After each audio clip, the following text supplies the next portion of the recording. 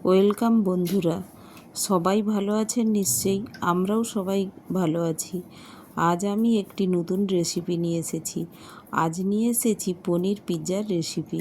তার জন্য মার্কেট থেকে আমি পিৎজা বেস নিয়ে চলে এসেছি। আর কিছুটা পনির, ক্যাপসিকাম, টমেটো, পেঁয়াজ এগুলোও নিয়েছি। আর চাকুর সাহায্যে ক্যাপসিকাম, পনির এগুলো সব কেটে নিচ্ছি ছোট ছোট টুকরো করে। আর দেখুন, পনির প্রায় 400 গ্রামের মতো নিয়েছি। আর নিয়েছি দুটো ক্যাপসিকাম, আর নিয়েছি একটি পেঁয়াজ কুচি, আর নিয়েছি টমেটো কুচি। সবগুলোই আমি চাকুর সাহায্যে কেটে নিচ্ছি। দেখুন, পেঁয়াজ টমেটো সবগুলোই কাটা হয়ে গিয়েছে। এখন গ্যাসের ওভেনে কড়াই বসিয়ে দিলাম আর পুরটা বানিয়ে নেব। দিয়ে দিলাম সাদা তেল, তার উপরে দিয়ে দিলাম কুচনো পেঁয়াজ আর টমেটো। এটা নাড়াচাড়া করে এটা যাতে তাড়াতাড়ি গলে যায় তার জন্য দিয়ে দিলাম পরিমাণ মতো লবণ আর হলুদ। দিয়ে এটা নাড়াচাড়া করে নিচ্ছি।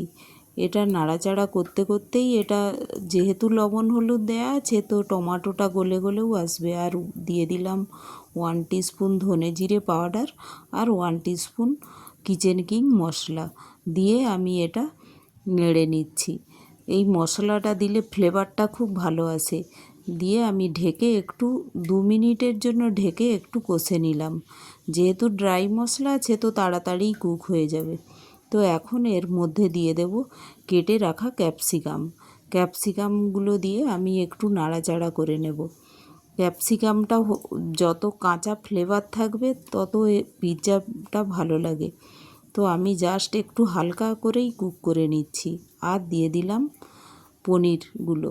পনিরগুলো দিয়ে আমি মশলার সাথে ভালো করে কষে নিচ্ছি। সব একসাথে কষে আমি একটু ঢেকে এটা কুক হতে দেব।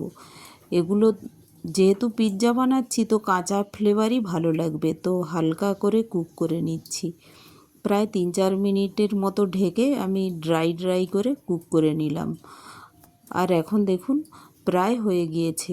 তো এখন দিয়ে দিলাম টমেটো সস, দিয়ে একটু নাড়াচাড়া করে নিলাম। খুব কম পরিমাণেই সস দিয়েছি, দেখুন 1 টিস্পুনের মতো।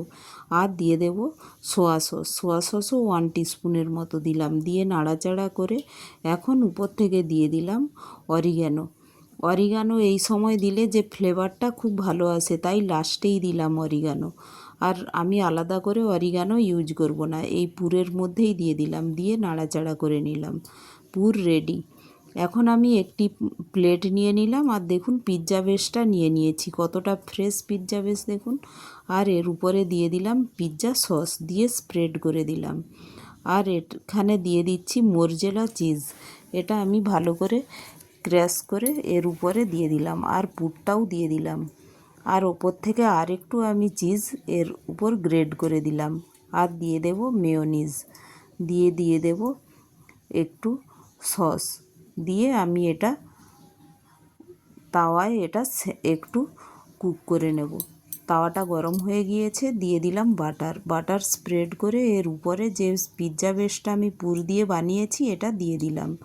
দিয়ে আমি একটু কাঁচের ওভেনের যে ঢাকনা ওটা দিয়ে আমি একটু ঢেকে কুক হতে দেব। এটা স্লো গ্যাসে মাত্র 3 মিনিটেই এটা হয়ে যায়। খুব স্লো গ্যাসে এটা ভাজতে হয়। তো আমি স্লো আঁচে দেখুন এটা হয়ে গিয়েছে। তো আমি এটা তুলে এটা একটি পাত্রে নিয়ে নিলাম।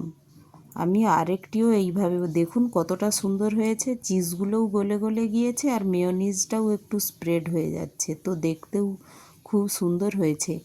আমি আরও একটি বানিয়ে নিচ্ছি। তাওয়ায় দিয়ে দিলাম বাটার, আর ওটা স্প্রেড করে। আর এটা দেখুন এতে চিজ আমি বেশি দিয়েছি। আর যেহেতু মোরজেলা চিজ তো এটা গলে যায় আর এটা টানটানো হয়ে যায়। তো এটা দিয়ে আমি একটু সেই কাঁচের যে ঢাকনা ওটা দিয়ে ঢেকে দিলাম। এটা ঢেকে 2-3 মিনিটের মতোই স্লো গ্যাসে আমি এটাও কুক করে নিচ্ছি। আর দেখুন এয়ারলক হয়ে গিয়েছে। তো এখন এটাও কুক হয়ে গিয়েছে। তো এটাও আমি দেখুন এইভাবে তুলে নিচ্ছি একটি পাত্রে। আমি এইভাবে আরও একটি বানিয়ে নেব। তো 3 রকম করে আমি 3ভাবে একটি এতে আমি বেশি দিয়েছি পিৎজা সস। তো এটাও আমি সেম প্রসেসে বানিয়ে নিচ্ছি। এখন দেখুন আমার সবগুলোই বানানো হয়ে গিয়েছে, তো কতটা সফট হয়েছে দেখুন। এটা একটা আমার রেডি। আরও একটি আমি কেটে আপনাদের দেখিয়ে দিচ্ছি কতটা সুন্দর হয়েছে দেখুন। আর চিজটা গলে গিয়েছে তো দেখতেও সুন্দর হয়েছে। আর আমার রেসিপিগুলো যদি ভালো লাগে একটি লাইক, শেয়ার ও সাবস্ক্রাইবও করে দেবেন। Thank you. আর এইভাবে অবশ্যই পিৎজা বানাবেন বাড়িতে।